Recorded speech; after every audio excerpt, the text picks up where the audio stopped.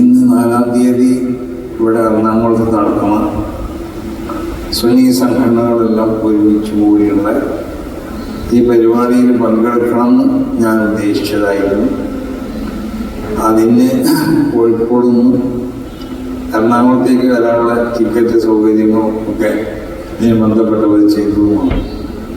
പക്ഷേ ഈ ആഴ്ചയിൽ ഇതിനു മുമ്പുള്ള ആഴ്ചയിലൊക്കെ തുടർച്ചയായുള്ള യാത്രയും മറ്റും കാരണം ചില പ്രയാസങ്ങളുണ്ട് എന്നത്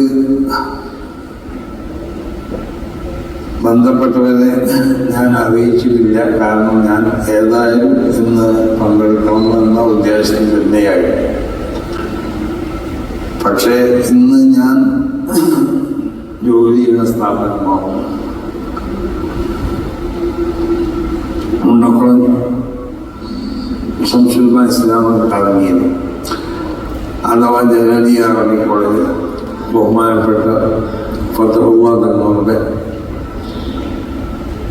അവർ മരണപ്പെട്ട് 7 ദിവസമായതുകൊണ്ട് നിർബന്ധമായും അവിടെ നടത്തപ്പെടുന്ന അനുസ്മരണ പരിപാടിയിലും മറ്റും പങ്കെടുക്കാനുണ്ടായതുകൊണ്ട്